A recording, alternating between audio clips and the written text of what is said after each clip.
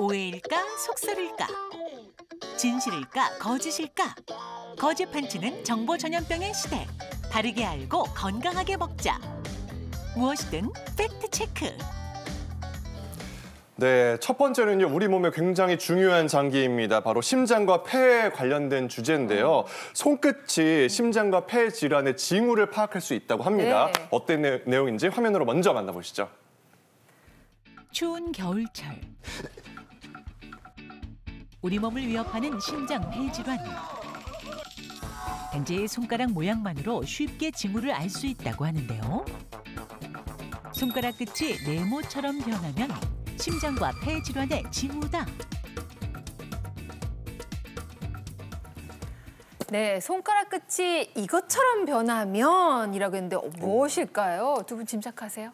네, 저는 얼음장. 왜냐하면 손가락, 심장하면 혈액순환이 가장 먼저 떠오르잖아요. 근데 심장이 잘 작동을 안 하니까 혈액이 손끝까지 오기가 힘들고 그럼 얼음장처럼 변하는 게 이게 뭔가 심장과 폐 질환에 약간 징후가 되는 거 아닐까 그렇게 생각을 했습니다. 그 말도 맞는 것 같아요. 저는 손끝이 변하는 거 생각하니까 이게 붓거나 이게 그러는 게 아닐까 싶어서 이게 개구리 손 있죠, 개구리 손. 나오는 개구리 손.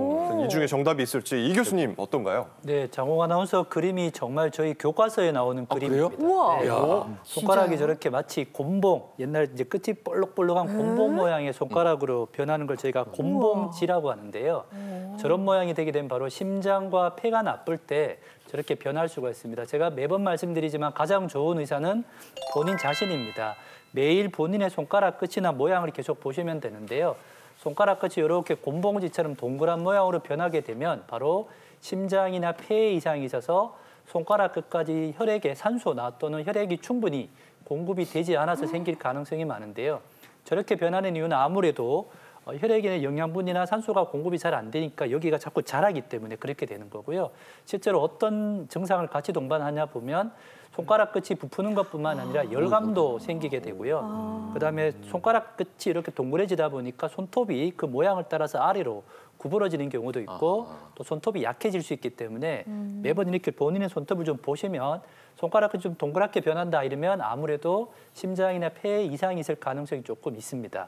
네, 또 이렇게 말씀하시면 또 다 막 부푼 것 같고 느낌 이상한 것 같고 걱정되고 그러잖아요.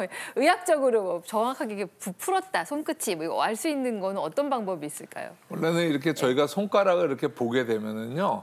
이 손끝이 손마디에서 이 손톱으로 가는 데가 약간 오목하게 들어갔다가 손톱이 이렇게 동그랗게 생기니까 이렇게 쑥 들어갔다 나오는 한 160도 정도의 각도를 유지하게 되는데요. 우리 슬라이드에 아주 잘 돼 있네요. 이렇게 V자 형태가 되는데 저렇게 곰봉지가 되면 맨 끝에 손톱이 밑으로 꺾이면서 180도 이상 약간 밑으로 내려가는 이런 상황이 될 수밖에는 없는 건 거죠. 그래서 간단한 방법을 알려드리면은요. 우리가 한번 따라해 보실까요? 우리 검지를 이렇게 세우셔가지고요. 맨 마지막 마디를 이렇게 대시면은요.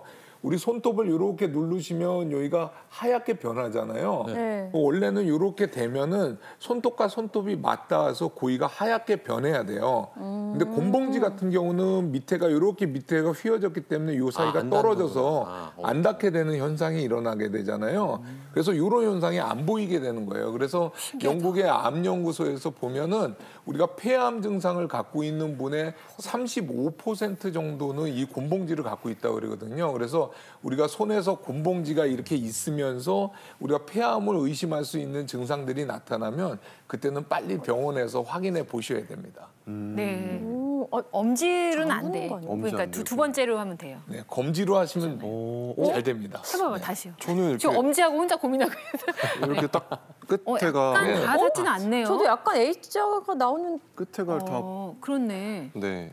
예, 아무튼 초등학교 이 정도는 이런 거 정도는 많이 아니겠죠? 했던 것 같은데 다음번 이따가 점검 다시 해보도록 근데 하겠습니다. 보통 이제 손의 모양이 변하면 관절 문제라고 생각하지 않나요? 교수님? 네, 뭐 아주 대표적인 거가 우리 손마디 굵어졌다 그렇게 얘기하죠. 얘기하잖아요. 그러니까 퇴행성 관절염의 아주 전형적인 증상인데 우리가 곤봉 질환 구분할 수 있는 정형외과적 손가락 질환을 몇 개만 말씀드릴게요. 그러면 첫 번째는요, 우리 류마티스 관절염인데 류마티스 관절염은 우리 관절 안에 있는 하락의 염증을 동반하면서 우리가 자가 면역 질환으로 연골이 파괴되는 거거든요. 우리 그림에서 보이는 것처럼 저렇게 관절 부위가 휘어져 버리는 저런 현상들이 나타나게 됩니다.